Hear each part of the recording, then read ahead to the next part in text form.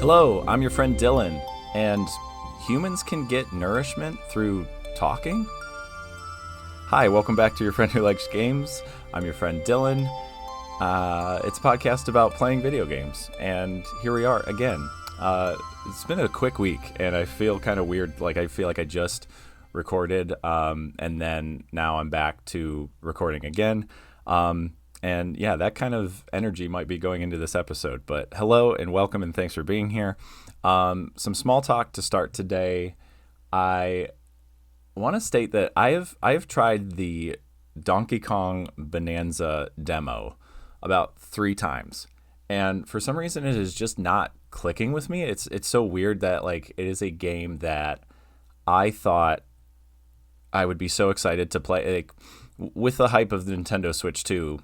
Obviously there was Mario Kart World, and then there was Donkey Kong Bonanza, and Bonanza was the one that I was like, yes, a definite yes. And it looks amazing. Like, it looks really cool. Like, the concept seems like it would be really fun, but it does feel very kind of like empty. Like, I've tried to play it.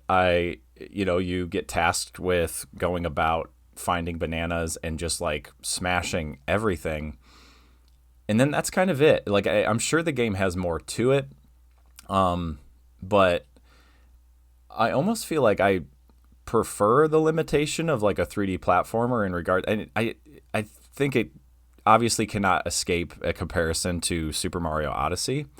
And yeah, I'm having a hard time with just like being able to blow up or destroy everything, and that being like the only thing to do. Like, I think the biggest thing, and the reason I'm bringing this up, is I'm just so surprised that like I am not clicking with that game, because it did look like something that I absolutely wanted to play, and I think that's why I've tried the demo so many times.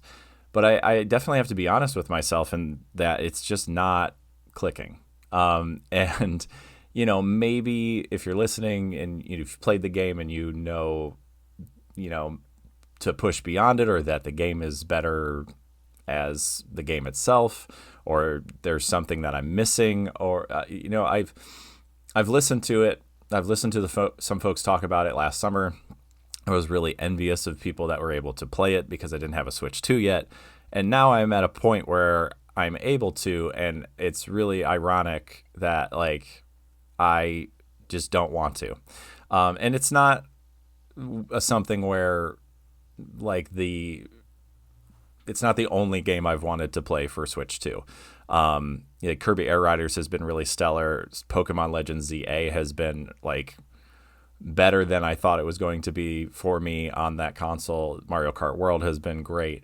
So I in Pokopia, I've still struggling with and happy to take a break from. But regardless, like, it is interesting when it's something that is so important to you to obtain. The hype and the kind of toxicity of that getting to a place where that's all I can think about was like what I wasn't doing, like what I wasn't playing last summer, and one of them being Donkey Kong Bonanza, and now it like doesn't matter to me.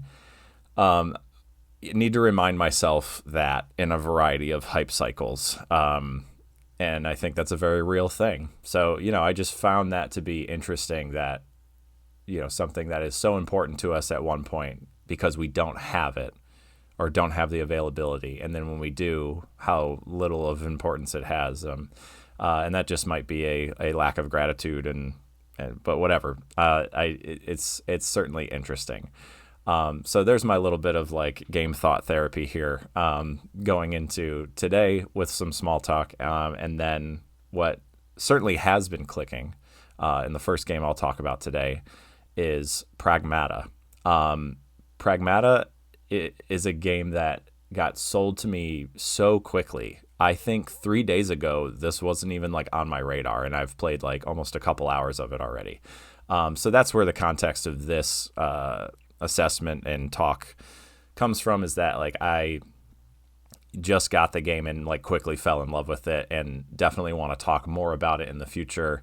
But as of right now, I want to share some first impressions while everybody else is that, or at least a lot of the video game podcasts I listen to are excited about it. So first I heard of it really was from Wavelengths, of course, with Brendan Bigley. He did a review on it. He was able to obtain the code early and play the game fully, and then have a review. And some things of note that he pointed out was that like the director of this game, Pragmata, had been involved as like, or had been involved in the art department of Nier Automata and I think Metal Gear games, or like Kojima adjacent, and that very obviously shows up in the art style of Pragmata, and then not only that, but I listened to Girl Mode, and they talked about their playthrough, and just like very contagiously sounded like they loved this game, and they're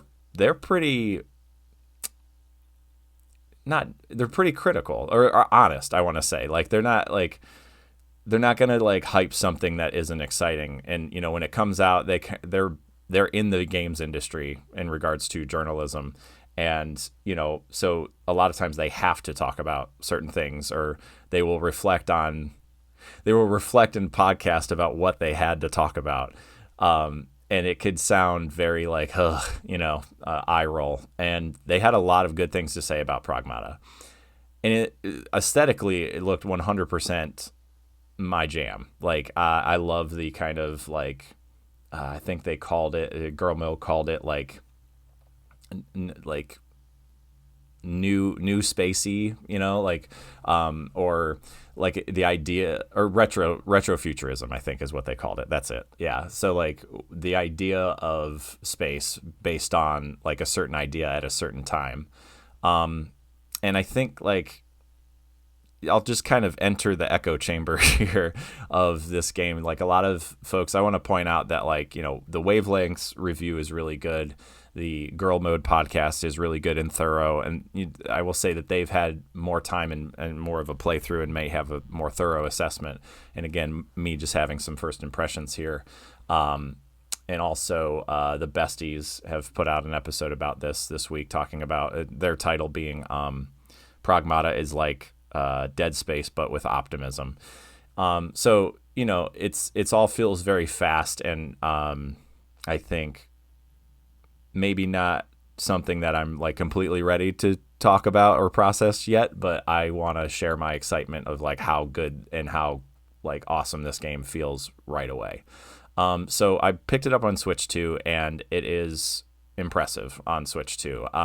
Handheld is a little bit compromised in regards to like movement, but there's no, and in the way that like the movement kind of has that like grittiness to it, but so far no like significant like frame rate drop or anything, even in some boss fights, maybe a little noticeable, but it looks great on a nice TV, and is playing well there. And then really, if I've said this before, but if a game is available on Switch 2, like it's kind of my go-to console now because of the handheld and docked availability, more so than the Steam Deck, which is wild to continue to say. But that's, I guess, just evolution and where I'm at.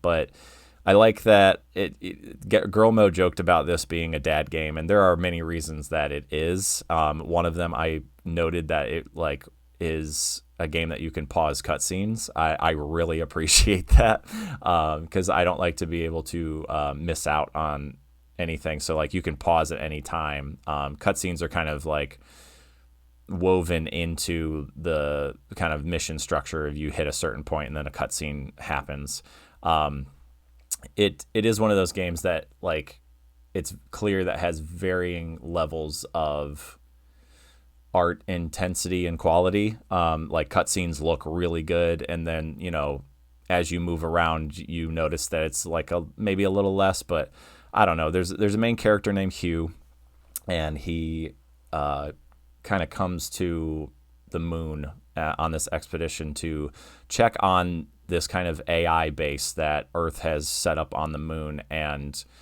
it had not been responding. So that's the kind of the premise of the game in the first few minutes, is that you You go there and with a team, and you're sent to kind of check on it, and things hit the fan very quickly, and you end up on your own basically. You are then revived by this girl, or presumably this girl that is on the cover of the game, and you see, so it's you in this like very futuristic robotic astronaut suit, alongside this gal that is to help you out, and she is an AI bot, which is really interesting. And that's kind of like what I want to focus on, I think, to start with the impression of this game is like a lot of folks in response, and me in response to some of the podcasts I've heard talk about the kind of like dad nature of this game, or the like Hugh being the adult and taking care of this kid and like wanting to show her certain things and have that kind of father figure kind of thing working. I find that conversation really interesting because I continue to remind myself that she is an AI bot. Like, she's a robot, and like you are presumably a human. There's nothing that says, I guess there's nothing that really says that you are or aren't. I think that would be an interesting twist. I don't think this game is looking to do that, but I think a lot of people connect to the kind of like companionship that this game can offer. And then I continue to go like, but she's an AI bot, like she's programmed, to do that. But then it raises the question of like how sentient can AI be? And it's interesting that this game is very timely in that like it is coming out at a time where AI is very much in the conversation. And I know that this game was intended to come out, I think, like 2022, 2023. So being that it is out now in 2026, when AI is very much a part of this year's conversation, I think is really interesting, but maybe not completely intentional. But, it's certainly in conversation in that way. So, yeah, you basically show up on this moon station, and it has kind of been, abandoned. They keep saying like, I'm surprised there isn't any greeting. Like, they're not here to talk to us. And like, you haven't found any other humans, but you certainly do find these AI bots that have become violent, and they kind of like in a creepy, very Resident Evil kind of way, like slowly approach you. And the coolest part of this game is the gameplay. I mean, not only the art style is just stunning in this game and really cool aesthetically, very thought through, and just fun to be in. But like the gameplay itself, where you play as Hugh, this astronaut that kind of it might be easy to say he clunks around, but like I don't think that's it. It's more of like it appropriately floaty mechanically in the astronaut suit. You get to like jump, you get to dash with your boosters. You can like, there's no real fall damage, thankfully, and you can use the jump button to like hold down and float and kind of boost yourself into position as you would like. And then you have your companion, Diana is her name, the girl that comes along with you, or the bot that comes along with you. Let's not forget that she's a robot. She comes with you, and she can hack down or hack away a AI bot's like shield, and it creates this really cool simultaneous like third person shooter gameplay where you aim at the AI bot, and then a grid pops up, and then with the X, Y, A, B, or square, circle, triangle, and X, you navigate. Those become like directional inputs, which is really smart because like you have to use directions everywhere else. So like that is like exclusively directional in that grid. And you use that kind of directional navigation to work through a sort of matrix maze to collect like not only like little like blue squares. So you want your path of your hacking. You can move like one square at a time to go through like various blue squares before you end up at a green square. So the green square, as long as you get to it without any sort of like hitting of a wall or like, you almost have to play snake with it where you can't go backwards or can't go to a path that you already did. As long as you get to the green, then you break down their shield, and then the bots expose like open blue weak points, and then you as Hugh then look to use your weapons to shoot and take down the enemy, and it feels so fun all the time. It has like a really nice balance of tension where nothing is coming at you impossibly, at least not yet. And I don't think feeling the difficulty of the game, it's not crazy difficult, which is great. It's like just difficult enough to be challenging and fun. Where you have like enemies slowly approaching you or slowly shooting at you, which is nice. Like they feel like a confused, hostile AI, right? Like they're violent, but like they're not like ravenous, or at least not early. So it gives you time to aim at them and hack their shield, and you feel powerful in that way, and then are able to take them down pretty successfully. But like I've almost 2 hours in, I am getting to a point where like it does get very like overrun, and then the weaponry can really come into play with that way, and you can get creative with how you use it. So you get this like standard pistol, of course, and it has like 6 rounds that you can shoot, and then it seems to have infinite ammo, where you don't have to like continue to reload it. It's just like your standard gun, and that's like what you get. And then you get other weapons that do different things. So you get one that is like a shockwave, which is like a shotgun. So that one feels really good, especially for like the standard bots. If you break down their shield and you shoot them with the shotgun, it nearly takes them completely out as long as you're within close range. And then kind of the opposite of that one is like a charge weapon, where you charge it up, and then it's like almost like the laser in Halo, where you try to shoot them from a distance and have like a big damaging shot. Then you have a couple that are more like crowd control. Like you have one that is, I think it's called a stasis net. Yeah, where you kind of throw it on the ground, and it has this big bubble that if any of the AI bots are like caught within it, then they freeze, and then it gives you a chance to like hack them, and like they stop moving, they stop attacking you, and it just kind of buys you some time, which is nice. And then there's another one called riot control, which is like a grenade launcher that if you hit 1 to 2 or 3 of the bots, they will just kind of blast on the ground and be stunned for a moment, which again gives you another opportunity to take the time to hack. So you're doing that while like dodging maybe some bullets from like some drones. You can't let any of the AI bots get too close, because then they will like slash at you. And yeah, that gameplay just feels amazing right away. I'm here to like second, third, fourth. Like I've heard nothing but like good things in that way, and it sounded awesome, and it totally is. Like I completely agree. And I very quickly fell in love with this game, and I think this game lets you. I think the other part of this that was really motivating to me, like it is a $60 game, but I think like the Capcom being a bigger developer, obviously that's going to be there. And then I think the other part of that is, my train of thought was that it's not a 60 to 70 hour game. Like it is a 10-hour game, and I'm all for that.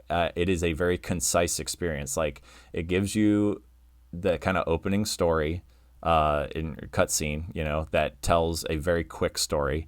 And it's not a bunch of inventory management. It's not a bunch of quests and side quests. It's not a bunch of like slow incremental upgrades. Like there are like things that you could do to like attach to your suit or have mods or, create a loadout, but all of that is very streamlined and fast. And a lot of people are commenting that it is like pretty old school. Like it's the game structure is just like simple level design, like simple, like very kind of like linear, for the most part. Yeah, like I would say like linear level design. I hesitate with that because like you go to the same spaces often, but like you have like one objective when you're there, basically. So it's like you scan to see what you need to do, and it's like very simple in that way. And I'm just so thankful for that because like this game could be a 70-hour game, and it's like I think we just get exhausted trying to consume like, and I yes, that's all like self, it's all like in your relationship to games, but like it is just nice and I think motivating for more people than just myself that like this is a shorter game and you can have like a really cool experience with it. It does fairly play like arcadey enough to not be like super intimidating. It's not Souls like level of difficulty. It is just fun. And I am very much enjoying it. Another random thing that I took note of is like it has amiibo support with I don't know what that does, or what you could put into it to gain certain things, but I'm guessing like maybe some suits or some sort of upgrades. I've been seeing like other like cosmetics that you could play in the game that makes your suit either cool or silly or fun and just kind of takes the seriousness away from it. And in regards to like narrative and story, and again, very echo chambery here, like bouncing off of or in response to what other people have said. It it's not like super in depth, and it's doing some things that are interesting, but it's pretty light. Like I think really this game's bread and butter is the gameplay. It is like the environments. It is the art style. But you know, Hugh, I just kind of got to an early point where he starts mentioning how he was an orphan and he likes to. It was nice when he could sit at a table and he's explaining what like nourishment is, and Diana asked like why humans need to eat more than twice a day, and he explained how nourishment can happen through not only the food but like the company, and it's interesting. I think back to my original conversation here about like Diana being a robot essentially, and then Hugh being alone. I think those two things, like, or Hugh like losing his crew basically, and then like stuck on the moon. Hugh is very like welcoming of that like father figure purpose. And Diana is also very welcoming of role playing a daughter, like where she's like childish and curious, but then I just keep going like she's a bot though. Like is it gonna like break his heart at some point?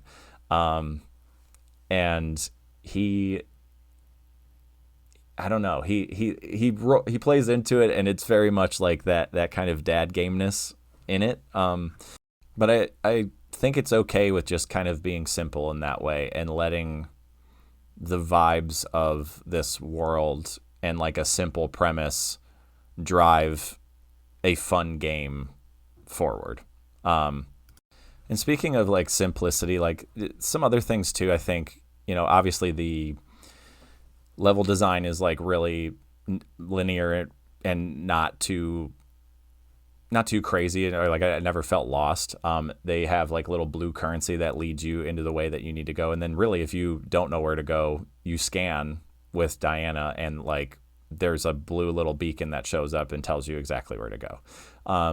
There are a few other things that you can find, like there are little chests in which you can find currency that will help you upgrade back at your shelter. There are little notes from humans, which are really interesting to read and just kind of give the context of like what's happening there. But overall, I think this game is like super palatable and not at all intimidating and very welcoming to like let you have fun with it, while offering like enough challenge with the kind of hacking system loop of, break down their shield and then shoot and dodge, and it's really nice in that way and feels really good. And again, knowing that it's not like an incredibly big game, I think again is super motivating and nice in a AAA space.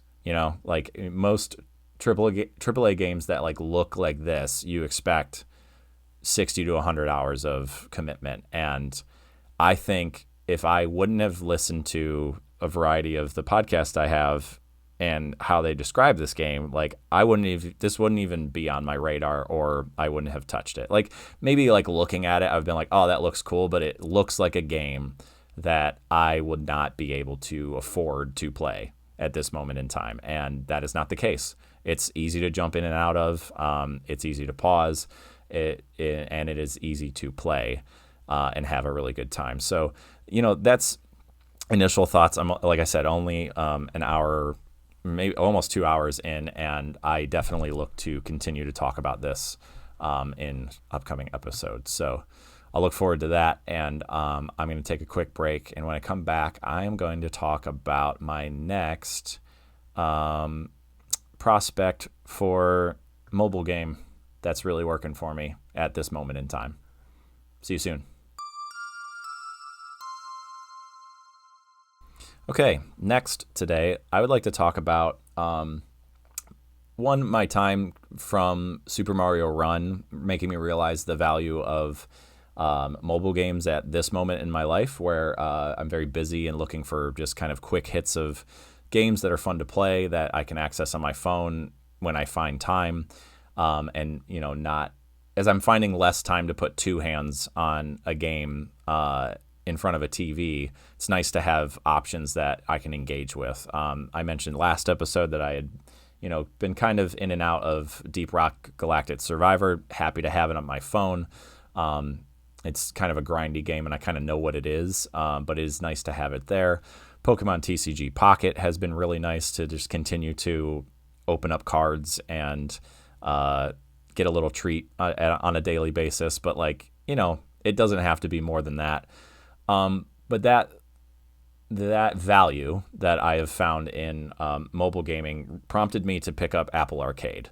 I had really saw and thought about Japanese rural life adventure, and that is one that is exclusively a part of Apple Arcade. So I said, okay, I'm going to give it a try and see if I can find some value not only in that game, but maybe some other Apple Arcade titles. And so far, Japanese Rural Life Adventure has been clicking for me in regards to a pocket-sized Stardew Valley adjacent, but not even close to scale, but maybe, I don't know, very slow-paced, here's a beautiful looking pixel art space in which you can clear the weeds, you can clean up your house, you could gather materials by just walking over here and clicking.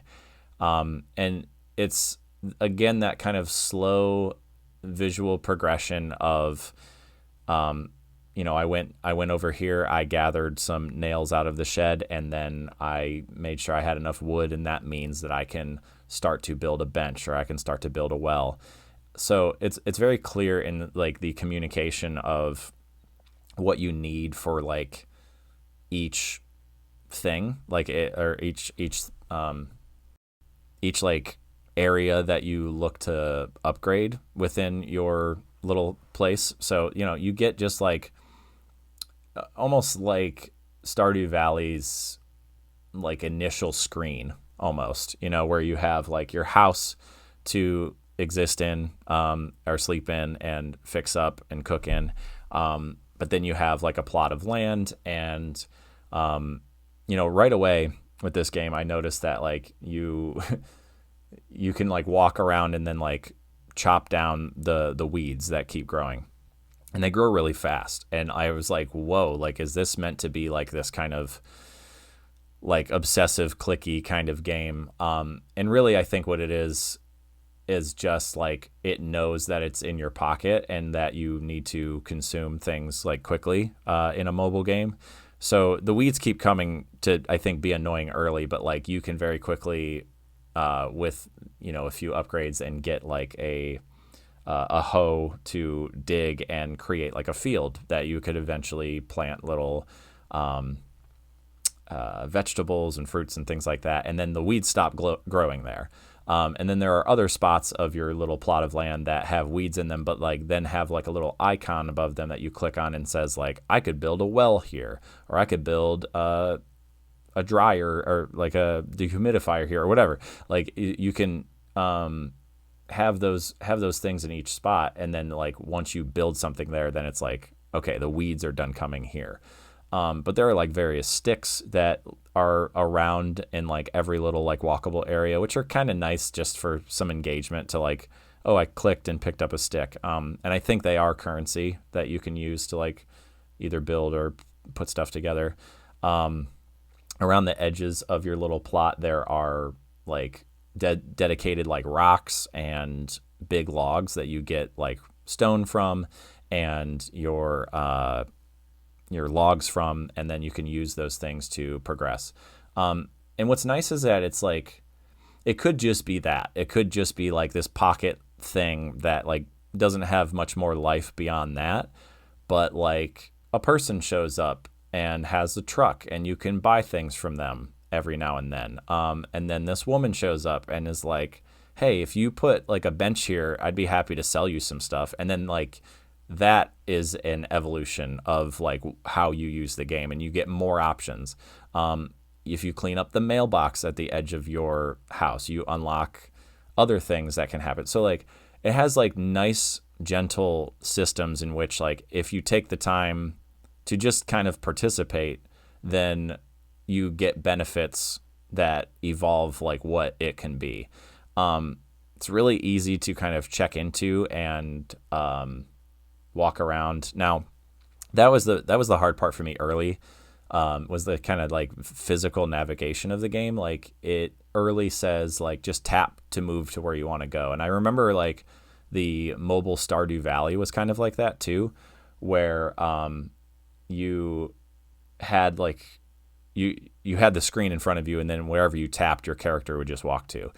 And at first I was like, like I wish this had the thumbstick. And it does. So if you go to settings, you can turn on the kind of thumbstick. So you have simultaneously both. Like you can tap to move, and then you can move with the thumbstick. I instantly thought the thumbstick would be better. I think it is kind of clunky. Like it doesn't feel amazing to move around with the thumbstick. Sometimes when I feel like stuck behind a tree or something, I will use it to just like move around. But ultimately, I do think it is best designed with the kind of clickability. And I mentioned icons earlier, so like that is what tells you what you can interact with. And like every little area that you have in your plot of land has like little icons that you click on, and then it gives you almost maybe like a menu or a prompt that says like, would you like to dig a hole to build a stone here to make a path? And then you also like with each thing that you do, there is like a book or a log that says like all of the things that you have accomplished and all of the things you have yet to accomplish that motivate you to like think about either exploring other spaces or like wonder when you can obtain, fishing, and when you can obtain bug catching, and when you could build a net, or like when do you get that certain material, which is nice. Like, you get a prompt sometimes, and then you see like the items that are required. And right now I have one that says like, I'm trying to build a pond, and I put all the stone in with it, and gathered all the resources to do that. And then it's like, now you need a bamboo shoot. And like, I don't know how to get that, but like, I know that the game will tell me, or I trust that the game will tell me where to get that eventually. So, I mentioned pixel art briefly. Like it is really gorgeous. Like I like the look of it. It's everything you want for like from like a rural pixel area. I do like how kind of small and compact it is. It feels like what they're pitching as Japanese rural life adventure. Adventure feels like a big word here, but I do like that it could get bigger, and I think it does, because like I right now I have my little spot, but then like there is a mountain range that I don't have access to above my little home. There is a village that I don't have access to the right of my home. There's a shrine that I haven't been able to visit yet because those things are kind of gate kept early so that like do what you're supposed to do until you unlock that. And I like the kind of slow paced progression that just encourages you to wander around, click on stuff, gather stuff. It's very gentle. It's very simple, and I think the mobile space, from what I hear too, I kind of briefly talked with. I continue to have conversations with Cozy by Joshi. Check out their YouTube for cozy gaming stuff. But we've been back and forth on Instagram about like this game in particular and how like there is like they had said he had said that like it's a little simple in maybe like the Steam Deck or PC space, which I could see. If you're only like clicking to move and just clicking on stuff, like that might be nice, like one-handed with a mouse, but like it does really feel good. And I think from my knowledge, the original intention of it was like to be on mobile, and it's a nice place to be. And I like that it's, like I said, it's easy to get out in and out of, and I like that it has this kind of like slow progression. I love to like, especially with mobile gaming, like there's like mobile haptics. Like I like the feeling of clicking on something, and this game does that really well. When you click on a icon, it gives you feedback that you did click on it. And a lot of times I'm not playing with sound. I have played with sound in this game, and like the music's quite lovely, and I like the kind of atmosphere that the like birds and water surrounding provide. But yeah, like obviously Apple Arcade isn't for everyone. I know that the availability of this game is differing based on like what you have, but like for my purposes right now, I really like. And I've just kind of started it. This is another game I'm kind of like a couple hours into, but it's nice. Like I am a giant fan of progression.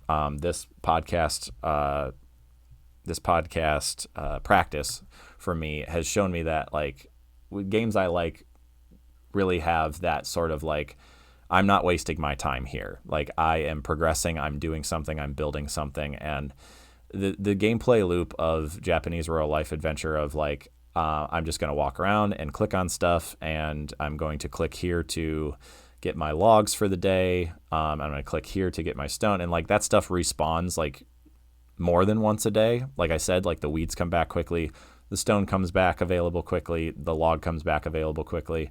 So you can like it's really paced so where you're not having to wait like a Stardew Valley or an Animal Crossing that's like, yeah, that'll be in the mail tomorrow, or come see me in a couple days and I'll have this built. Like it's so far it hasn't been that. It's just been if you have the materials and the energy, you can build it. And that's the other thing I haven't mentioned yet. There is an energy meter with like hearts, and each thing that you do takes energy. I haven't gotten to the point where I'm like making my own food items, but you can get in your sleeping bag in your little house and fall asleep to take a nap and rebuild your energy. And I haven't got to the point. They hint that you can like work at night as long as you have like, I think a candle or some sort of light source, and I have yet to craft or make that yet. So nighttime is sleepy time until the morning. But yeah, it's I hope to keep playing it. I hope that it keeps clicking for me, and it seems like a game that has some depth. So another one that I may talk about in the future with some more notes. But so far, the kind of structured progression of Japanese Rural Life Adventure is clicking on my phone, and looking forward to more. So we'll see what happens. I'm going to take another quick break, and when I come back, I'm going to talk about an old favorite that I revisited this week in Donut County. See you in a bit. All right, lastly today, I want to talk about Donut County.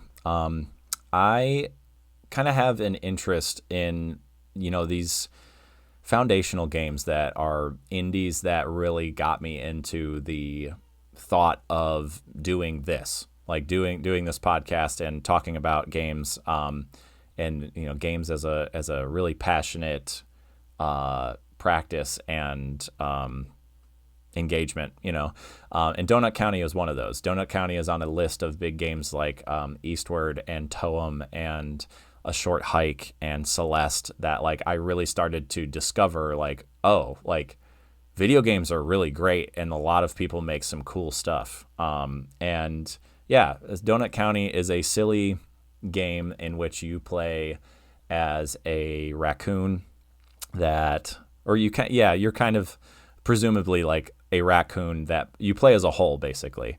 A whole that swallows one little bit of parts of the town. And the kind of story beat with that is that this raccoon is a part of this app that plays this game in which like you're technically like playing this game in this app, but in doing so, like you keep getting like all of these upgrades, and with these upgrades you get a whole that swallows little parts of the town. So you get this like almost like not completely top down, but like an angled 3D space.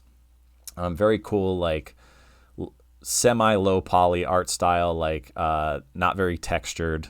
It's it kind of fits the indies of the time, I think, but it's kind of like bubblegummy, like poppy bright color, which is really fun. And then has where you have like these various settings in Donut County in which you play as this whole. So the whole starts at like a pretty standard size to start, and then everything that you swallow, you make the whole bigger.